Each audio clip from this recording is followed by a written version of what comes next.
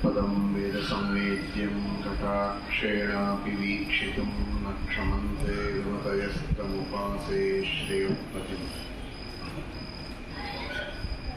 मयि स्थितो मदङ्गेषु स्वतन्त्रो व्याप्तवान् हरिः स विष्णुश्च स्वतन्त्रं मां स्वेच्छया वर्तयत्यजः स्वात्मनस्तस्य पूजास्युः मनोवाक्कायवृत्तयः ममैकाः इति कर्तारम् उद्देश्यं च हरिं स्मरेत् धर्मविज्ञानवैराग्यपरमैश्वर्यशालिनः आनन्दतीर्थभगवत्पादान् वन्दे निरन्तरम्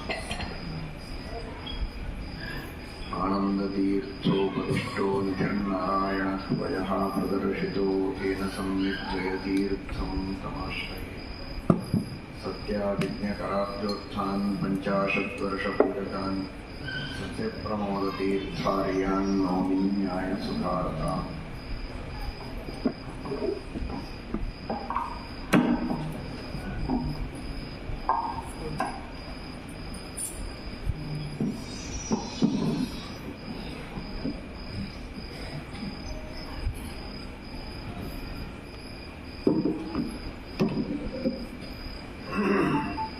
ದಿನ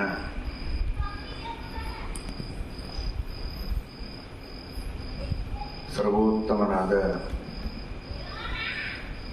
ಜಗದ್ಗುರುತಮನಾದ ಭಗವಂತನನ್ನು ವೇದವ್ಯಾಸ ದೇವರನ್ನು ಸ್ಮರಿಸಬೇಕು. ಭಗವಂತನಿಗೆ ಅನಂತ ಅನಂತ ನಮನಗಳನ್ನು ಸಲ್ಲಿಸಬೇಕು.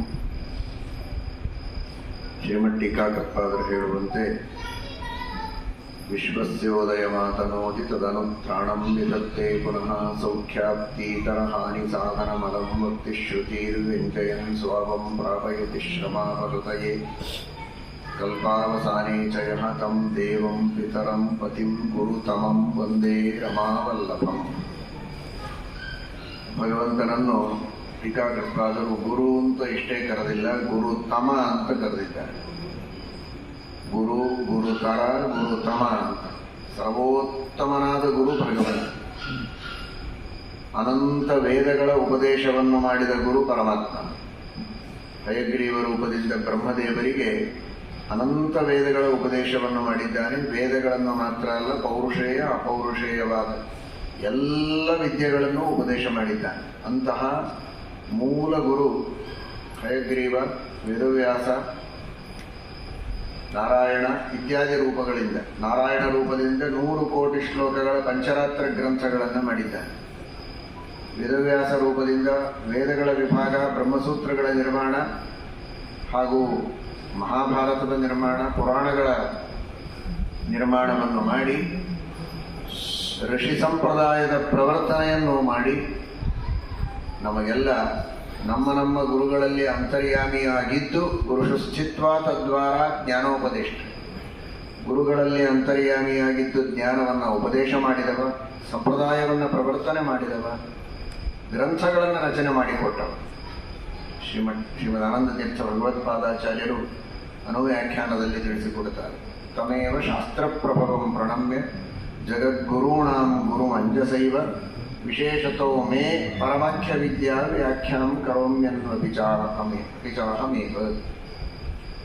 ಜಗದ್ಗುರುಗಳಾದ ಬ್ರಹ್ಮಾದಿಗಳಿಗೂ ಗುರುವಾಗಿ ಸಂಪ್ರದಾಯ ಪ್ರವರ್ತನ ಮಾಡಿದವ ಹಾಗೂ ಸ್ವಯಂ ಶಾಸ್ತ್ರಗಳನ್ನು ರಚನೆ ಮಾಡಿ ಪರಮೋಪಕಾರ ಮಾಡಿದವ ಹಾಗೂ ಶ್ರೀಮದಾಚಾರ್ಯರಿಗೆ ನೇರವಾಗಿ ಉಪದೇಶ ಮಾಡಿದವ, ನಮಗೆಲ್ಲ ನಮ್ಮ ಗುರುಗಳಲ್ಲಿ ಅಂತರ್ಯಾಮಿಯಾಗಿದ್ದು ಉಪದೇಶ ಮಾಡಿದವ.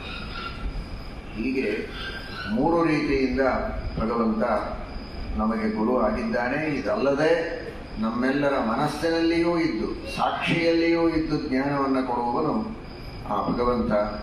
ಭಗವಂತನ ಅನುಗ್ರಹದಿಂದ ಪರಮಾತ್ಮನ ಆಜ್ಞೆಯಂತೆ ಜೀವೋತ್ತಮರಾದ ಜಗದ್ಗುರುಗಳಾದ ಬ್ರಹ್ಮದೇವರು, ವಾಯುದೇವರು, ಅವರೇ ಹನುಮಂತ ದೇವರು, ಭೀಮಸೇನ ದೇವರು, ಶ್ರೀಮದ್ ಆನಂದ ತೀರ್ಥ ಭಗವತ್ಪಾದಾಚಾರ್ಯರಾಗಿ ನಮಗೆ ಅವರೂ ಕೂಡ 3 ತರಹದ ಗುರುತ್ವವನ್ನು ಪಡೆದಿದ್ದಾರೆ. ಸರ್ವಮೂಲ ಗ್ರಂಥಗಳ ರಚನೆಯನ್ನು ಮಾಡಿ ಗ್ರಂಥದ ಮೂಲಕವೂ ನಮಗೆ ಉಪದೇಶ ಮಾಡಿದ್ದಾರೆ. ಶಿಷ್ಯ ಪರಂಪರೆಯ ಮೂಲಕ ಸಂಪ್ರದಾಯದ ಪ್ರವರ್ತನೆ ಮಾಡಿ ಗುರುಗಳಾಗಿದ್ದಾರೆ. ನಮ್ಮೆಲ್ಲರ ಗುರುಗಳಲ್ಲಿಯೂ ಅವರೇ ಅಂತರ್ಯಾಮಿಯಾಗಿದ್ದು ಪ್ರೇರಕರಾಗಿ ಭಗವಂತನಂತೆ ವಾಯುದೇವರು ಜೀವಸ್ವರೂಪದಲ್ಲಿಯೂ ದೇಹದಲ್ಲಿಯೂ ಮನಸ್ಸಿನಲ್ಲಿಯೂ ಇಂದ್ರಿಯಗಳಲ್ಲಿಯೂ ಇದ್ದು ನಮಗೆ ಜ್ಞಾನೋಪದೇಶವನ್ನು ಮಾಡುವಂತಹ ಗುರುಗಳು ವಾಯುದೇವರು. ನಮಗೆ ಮಾತ್ರ ಗುರುಗಳು ಅಂತ ತಿಳಿಯುವುದಲ್ಲ, ಅವರು ಜಗದ್ಗುರುಗಳು. ಪರಮಾತ್ಮನೇ ರಾಮದೇವರೇ ಬ್ರಹ್ಮದೇವರಿಗೆ ಹೇಳ್ತಾನೆ, ಜಗದ್ಗುರುತ್ವ ಆದಿಷ್ಟಂ ಮಯಾತೆ ಕಮಲೋದ್ಭವ. ನಿನಗೆ ಜಗದ್ಗುರು ಸ್ಥಾನವನ್ನು ನಾನು ಕೊಟ್ಟಿದ್ದೇನೆ ಅಂತ ರಾಮದೇವರು ಹನುಮಂತ ದೇವರಿಗೆ ಬ್ರಹ್ಮದೇವರಿಗೆ ಹೇಳಿದ ಮಾತು ಭಾವಿ ಬ್ರಹ್ಮರಾದ ವಾಯುದೇವರಿಗೂ ಅದು ಅನ್ವಯಿಸುವಂತಹ ಮಾತು. ಅದೇ ರೀತಿ ಮದ್ಭಕ್ತವು ಜ್ಞಾನಪೂರ್ತವು ಅನುಪದಿಕ ಬಲ ಪ್ರೋನ್ನತಿ ಸ್ಥೈರ್ಯ ಧೈರ್ಯ ಸ್ವಾಭಾವ್ಯ ಆಧಿಕ್ಯ ತೇಜಸ್ ಸುಮತಿ ದಮ ಶಮೇಶ್ವಸ್ಯ ತುಲ್ಯೋ ನಕಶ್ಚಿತ ಅಂತ ರಾಮ ಹನುಮಂತ ದೇವರ ಬಗ್ಗೆ ಹೇಳುವ ಮಾತು. ಇವರಷ್ಟು ಜ್ಞಾನ, ಭಕ್ತಿ, ಇಂದ್ರಿಯ ನಿಗ್ರಹ, ಯಾವಾಗಲೂ ಭಗವಂತನನ್ನ ಸ್ಮರಿಸುವಂತಹ ಒಂದು ವಿಶಿಷ್ಟವಾದ ಆ ವಾಯುದೇವರ ಸಾಮರ್ಥ್ಯ ಗರುಡಶೇಷ ರುದ್ರಾದಿಗಳಿಗೂ ಇಲ್ಲ ಎಂಬುದಾಗಿ ರಾಮದೇವರೇ ಹೇಳಿದ ಮಾತು ಅಂತ ಮಹಾಭಾರತದ ತಾತ್ಪರ್ಯ ನಿರ್ಣಯದಲ್ಲಿ ನಾವು ಕೇಳುತ್ತೇವೆ. ಅಂತಹ ಮಹಾಗುರುಗಳು ನಮಗೆಲ್ಲ ದೊರಕಿದ್ದಾರೆ. ಅನಾದಿ ಕಾಲದಿಂದ ಪರಿಪೂರ್ಣವಾದ ಜ್ಞಾನ, ಶುದ್ಧವಾದ ಜ್ಞಾನ, ಪರಿಪೂರ್ಣವಾದ ಜ್ಞಾನ. ನಮಗೆಲ್ಲ ಯಾವುದಾದರೊಂದು ಕೇಸ್ ಗೆಲ್ಲಬೇಕಾಗಿದೆ, ಏನು ಮಾಡ್ತಾನೆ ಮನುಷ್ಯ? ಒಳ್ಳೆ ವಕೀಲರ ಹತ್ರ ಹೋಗ್ಬೇಕು. 10 ಜನರಿಗೆ ಕೇಳ್ತಾರೆ, ರೆಪ್ಯುಟೇಷನ್ ಹೇಗಿದೆ, ಎಷ್ಟು ಓದಿದ್ದಾರೆ, ಎಷ್ಟು ಕೇಸ್ ಗೆದ್ದು ಕೊಟ್ಟಿದ್ದಾರೆ. ಈಗ ನಾವು ನೀವು ಎಂಥ ಕೇಸಿಗೆ ಹೋಗಬೇಕಾಗಿದೆ? ಸಂಸಾರ ಇದು ಅನಾದಿ ಕಾಲದ ಕೇಸ್. ಇದು ಸಿವಿಲ್ ಕೇಸ್ ಅಲ್ಲ, ಇದು ಕ್ರಿಮಿನಲ್ ಕೇಸೇ ಇದೆ. ಯಾಕಂದ್ರೆ ಎಷ್ಟೆಷ್ಟೋ ಜನ್ಮಗಳಲ್ಲಿ ಮಾಡಿದಂತಹ ಪಾಪಗಳೆಲ್ಲ ಇದೆ. ಮತ್ತೆ ಪಾಪಗಳು ಅಂದರೆ ಕ್ರೈಮ್ಸ್. ಆ ಎಷ್ಟೋ ಜನ್ಮಗಳಲ್ಲಿ ಮಾಡಿದ ತಪ್ಪುಗಳು, ಪಾಪಗಳು, ಆ ಕ್ರೈಮ್ಸು, ಅವುಗಳೆಲ್ಲವನ್ನ ನಾವು ಪರಿಹಾರ ಮಾಡಿಕೊಳ್ಬೇಕಾಗಿದೆ. ಅದಕ್ಕೆ ಆ ಎಲ್ಲ ಪಾಪಗಳನ್ನು ಪರಿಹಾರ ಮಾಡಿಕೊಂಡು ನಮಗೆ ಬಿಡುಗಡೆಯಾಗಬೇಕು, ಮೋಚನೆ ಆಗಬೇಕು. ಈ ಪಾಪಗಳನ್ನೇ ಮಾಡಿಲ್ಲ ಅಂತ ಹೇಳೋ ಹಾಗಿಲ್ಲ. ಪಾಪಗಳನ್ನು ಮಾಡಿರ್ತೇವೆ, ಅದಕ್ಕೆ ಏನು ಪರಿಹಾರವೋ ಅದನ್ನು ಮಾಡಿದ್ದೀವಿ, ಬಿಡುಗಡೆ ಮಾಡಿದರೆ ಸಾಕು ಅಂತ ನಮ್ಮ ಪರವಾಗಿ ವಕಾಲತ್ ಮಾಡಬೇಕೀಗ. ಆ ತರಹ ವಕಾಲತ್ ಮಾಡಬೇಕಾದ್ರೆ ಯಾರ ಹತ್ರ ಹೋಗಬೇಕು ನಾವು ಅಂದರೆ ಶುದ್ಧವಾದ ಜ್ಞಾನ ಇರುವಂಥವರು ಬೇಕು. ಮತ್ತು ಯಾರು ಹೇಳಿದರೆ ಮೇಲ್ ಕೂತವನು ಕೇಳ್ತಾನೆ ಅಂಥವ್ರು ನಿಂದಿರಬೇಕು. ಫೇಸ್ ವ್ಯಾಲ್ಯೂ ಚೆನ್ನಾಗಿರ್ಬೇಕು. ಇದು ಎಂಥ ಫೇಸ್ ಇದು! ಒಂದು ದಿವಸವೂ ರಾಮದೇವರ ವಿರುದ್ಧವಾದ ವರ್ತನೆಯನ್ನು ಮಾಡಿದವರಲ್ಲ. ರಾಮ ಪ್ರತೀಪಂ ವಚನಂ ನ ಸಹೇತ. ಎಂದಿಗೂ ರಾಮದೇವರ ವಿರುದ್ಧ ಮಾಡಿದವರಲ್ಲ, ಮಾಡಿದವರನ್ನು ಸಹಿಸಿದವರಲ್ಲ. ಅಂಥವರು ವಾಯುದೇವರು, ಹನುಮಂತ ದೇವರು. ಶುದ್ಧವಾದ ಜ್ಞಾನ, ಶುದ್ಧವಾದ ಭಕ್ತಿ, ಪರಮ ವೈರಾಗ್ಯ. ಇಂಥ ವಾಯುದೇವರು ಹೋಗಿ ದೀನಂ ದೂರಂ ಅನಾಥಂ ಶರಣಾಗತಂ ತ್ವದಧೀನಂ ಏನಂ ಉದ್ಧರ ಅಂತ ನಮ್ಮ ಪರವಾಗಿ ಒಂದು ಮಾತು ಹೇಳಿದರೆ ಸಾಕು, ಮುಗದೇ ಹೋಯಿತು. ಪರಮಾತ್ಮ ಮೋಚನೆಯನ್ನು ಮಾಡೇ ಬಿಡ್ತಾನೆ. ಎಷ್ಟೋ ಗಂಟೆಗಟ್ಟಲೆ ಆರ್ಗ್ಯುಮೆಂಟ್ಸ್ ಮಾಡಬೇಕು, ಮತ್ತೆ ಮುದ್ದತ್ತು ಹಾಕ್ತಾರೆ. ಈ ಎಷ್ಟೋ ದಿವಸ ಮುಗದೇ ಹೋಯ್ತು. ದೀನಂ ದೂರಂ ಅನಾಥಂ ಶರಣಾಗತಂ ತ್ವದಧೀನಂ ಏನಂ ಉದ್ಧರ ಅಂತ ಒಂದು ಬಾರಿ ಹನುಮಂತ ದೇವರು ನಿಂತು ಹೀಗೆ ಬೆಟ್ಟು ಮಾಡಿ ತೋರಿಸಿದರೆ ಬಿಡುಗಡೆಯಾಗಿ ನಾವು ಹೊರಗೆ ಬಂದೇ ಬಿಡ್ತೀವಿ. ಮುಗದೇ ಹೋಯ್ತು. ಅಂತಹ ಪ್ರೀತಿ ಹನುಮಂತ ದೇವರ ಮೇಲೆ ಪರಮಾತ್ಮ ಇದೆ. ಆಯ್ತಂಗ ನಾಳೆ ಮುಗಿದು ಹೋಗ್ತದೆ ಅಂತ ಹೋಗ್ಬೇಡಿ, ಬಹಳ ದಿವಸ ಇಟ್ಟಿದೆ. ಯಾಕಂದ್ರೆ ಆ ತರಹದ ಅರ್ಹತೆಯನ್ನು ನಾವು ಪಡೆದುಕೊಳ್ಬೇಕು. ಹನುಮಂತ ದೇವರು ನಮ್ಮ ಕಡೆಗೆ ಮುಖ ಮಾಡಿ ಅಡ್ಡಿ ಇಲ್ಲ ಇವನನ್ನು ಉದ್ಧಾರ ಮಾಡುವಂತ ನಾನು ದೇವರಿಗೆ ಹೇಳಬೇಕು ಅಂತ ಅವರಿಗೆ ಅನಿಸೋದಕ್ಕೇನೆ ನಮ್ಮ ಸಾಧನೆ ಬಹಳ ಬೇಕು. ಸಾಧನೆ ಮಾಡಿದ ಮೇಲೆ ಒಮ್ಮೆ ಅವರಿಗೆ ಅನಿಸಿದರೆ ಆಮೇಲೆ ಚಡ ಹಿಡಿಯೋದು. ಭಗವಂತ ನಮ್ಮನ್ನು ಉದ್ಧಾರ ಮಾಡುತ್ತಾನೆ. ಅಂತಹ ಸ್ಥಾನದಲ್ಲಿ ಹನುಮಂತ ದೇವರಿದ್ದಾರೆ, ಬ್ರಹ್ಮದೇವರಿದ್ದಾರೆ. ಅಂತಹ ಗುರುಗಳು, ಅವರ ಪರಂಪರೆಯಲ್ಲಿ ಬಂದ ಪದ್ಮನಾಭ ತೀರ್ಥರು, ನರಹರಿ ತೀರ್ಥರು, ಮಾಧವ ತೀರ್ಥರು, ಅಕ್ಷೋಭ್ಯ ತೀರ್ಥರು, ಶ್ರೀಮಠ್ ಟೀಕಾಕೃತ್ಪಾದರು ಶ್ರೀಮನ್ಯಾಯ ಸುಧಾದಿ ಗ್ರಂಥಗಳನ್ನು ರಚನೆ ಮಾಡಿ ಪರಮೋಪಕಾರ ಮಾಡಿದ ಶ್ರೀಮಠ್ ಟೀಕಾಕೃತ್ಪಾದರು, ಅವರ ಗ್ರಂಥಗಳಿಗೆ ವ್ಯಾಖ್ಯಾನ ಮಾಡಿದಂತಹ ಮುಂದಿನ ಎಲ್ಲ ವ್ಯಾಖ್ಯಾನಕಾರರ ಪರಂಪರೆ, ಜ್ಞಾನಿವರೇಣ್ಯರು, ಯತಿವರೇಣ್ಯರು, ಅನೇಕ ವಿದ್ವದ್ವರೇಣ್ಯರು, ದಾಸರು, ಎಲ್ಲ ಮಹನೀಯರಾದಂತಹ ಗುರುಗಳ ವಿಶೇಷವಾದ ಸ್ಮರಣೆಯನ್ನು ಮಾಡಿ ನಮಗೆ ಸಾಕ್ಷಾತ್ ಉಪದೇಶ ಮಾಡಿದ ನಮ್ಮ ಸ್ವರೂಪೋದ್ಧಾರವನ್ನು ಮಾಡಿದ ಗುರುಗಳ ವಿಶೇಷವಾದ ಸ್ಮರಣೆಯನ್ನು ಮಾಡಿ ಅವರ ಅನುಗ್ರಹವನ್ನು ನಾವು ಪಡೆದುಕೊಳ್ಳಬೇಕು. ಭೂ ಅಂದರೆ ಅಂಧಕಾರ, ಅಂದರೆ ಅದನ್ನು ನಾಶ ಮಾಡುವವರು ಅಂತ. ಗುರುಗಳು ಅಂದರೆ ಅಜ್ಞಾನ ಅಂಧಕಾರವನ್ನು ನಾಶ ಮಾಡಿ ಜ್ಞಾನದ ದೀಪವನ್ನು ಕೊಡುವಂತಹ ಮಹಾನುಭಾವರೇ ಗುರುಗಳು.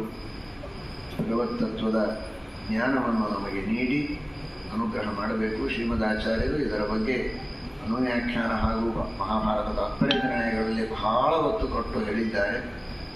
ಉತ್ತಮರ ಅನುಗ್ರಹ ಇಲ್ಲದೆ ಇದ್ದರೆ ಜ್ಞಾನ, ಭಕ್ತಿ, ವೈರಾಗ್ಯ ಯಾವ ಗುಣಗಳು ಅಧಮರಾದ ಜೀವರಾಶಿಗಳಿಗೆ ಉತ್ತಮರ ಅನುಗ್ರಹ ಇಲ್ಲದೆ ಬರುವುದಿಲ್ಲ. ನೇರವಾಗಿ ದೇವರಿಂದ ಬರುತ್ತದೆ ಅಂತನ್ನುವುದು ಸುಳ್ಳು. ದೇವರೇ ಎಲ್ಲವನ್ನ ಕೊಡುವುದು ಸತ್ಯ.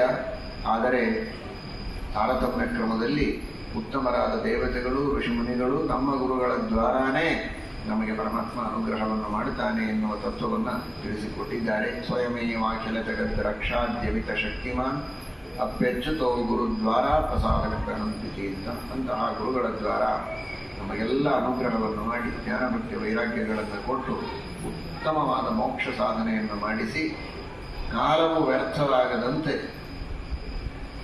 ನಿರಂತರ ಧರ್ಮ ಕಾರ್ಯಗಳು, ಭಗವಂತನ ಸ್ಮರಣೆ, ಅನುಸಂಧಾನ ಇವುಗಳು ಬರುವಂತೆ ಅನುಗ್ರಹ ಮಾಡಲಿ ಅಂತ ಪ್ರಾರ್ಥನೆಯನ್ನು ಮಾಡೋಣ. ವಿಶೇಷವಾಗಿ ಈ ಸಂದರ್ಭದಲ್ಲಿ ನೀವೆಲ್ಲ ಅನೇಕ ಭಗವದ್ಭಕ್ತರು ಸಮಗ್ರವಾದ ಸುಮಧ್ವ ವಿಷಯವನ್ನು 16 ಸರ್ಗದ ಸುಮಧ್ವ ವಿಷಯ ಅದನ್ನು ಪಂಡಿತ ವೆಂಕಣ್ಣಾಚಾರ್ಯರಲ್ಲಿ ಅಧ್ಯಯನವನ್ನು ಮಾಡಿ ಪಾರಾಯಣವನ್ನು ಮಾಡುವ ಅಭ್ಯಾಸವನ್ನು ಮಾಡಿಕೊಂಡಿದ್ದೀರಿ. ಸಮರ್ಪಣೆ ಯಲುಗುರೇಶನ ಸಮೀಪದಲ್ಲಿ ಸನ್ನಿಧಾನದಲ್ಲಿ ಮಾಡುತ್ತಾ ಇದ್ದೀರಿ. ಸಪ್ತಗ್ರಾಮಾಧಿದೇವ ಅಂತ 7 ಊರುಗಳ ಒಡೆಯ ಯಲಗುರೇಶ. ಆ ಸಪ್ತಗ್ರಾಮಾಧಿದೇವನಾದ ಯಲಗುರೇಶನ ಸನ್ನಿಧಾನದಲ್ಲಿ ನೀವೆಲ್ಲ ಸಮರ್ಪಣೆ ಮಾಡುತ್ತಾ ಇದ್ದೀರಿ. ಪ್ರಾರ್ಥನೆಯನ್ನು ಮಾಡಬೇಕಾದದ್ದು ಸುಮಧ್ವ ವಿಜಯ. ಇದು ಶ್ರೀಮದಾಚಾರ್ಯರ ಚರಿತ್ರೆ, ಅದು ಸ್ವಯಂ ವೇದಾಂತವೇ. ಅಂತಹ ವೇದಾಂತದಂತೆ ಇರುವ ಶ್ರೀಮದಾಚಾರ್ಯರ ಚರಿತ್ರೆಯನ್ನು ಕೇಳಿದ್ದಕ್ಕೆ ವೇದಾಂತದ ಶ್ರವಣ, ಶಾಸ್ತ್ರಗಳ ಶ್ರವಣ ಆಗುವಂತೆ ಆ ಯಲಗುರೇಶ ಅನುಗ್ರಹ ಮಾಡಬೇಕು ಅಂತ ಬಳಿತ್ಸಾ ಸೂಕ್ತದಲ್ಲಿ ಸಪ್ತಶಿವಾಸು ಮಾದೃಶು ಅಂತ ಹೇಳಿದ್ದಾರೆ. 7 ಶಾಸ್ತ್ರಗಳು ಅಂತ: ಋಗ್ವೇದ, ಯಜುರ್ವೇದ, ಸಾಮವೇದ, ಅಥರ್ವವೇದ.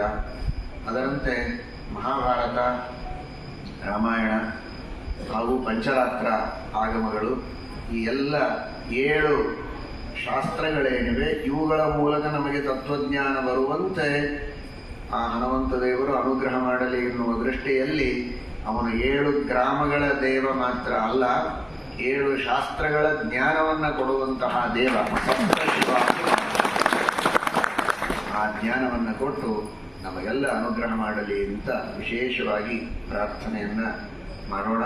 ನಿರ್ವಿಘ್ನವಾಗಿ ಇದೇ ರೀತಿ ಸುಮಧ್ವ ವಿಜಯವನ್ನು ನಿಮ್ಮ ಇಡೀ ಜೀವನದಲ್ಲಿ ಬಿಡದಂತೆ ನಿತ್ಯ ಪಾರಾಯಣ ಮಾಡಿ ಹರಿವಾಯು ಗುರುಗಳ ವಿಶೇಷ ಅನುಗ್ರಹಕ್ಕೆ ಎಲ್ಲರೂ ಪಾತ್ರರಾಗಬೇಕು. ಹರೇ ನಮಃ. ಶ್ರೀಕೃಷ್ಣ.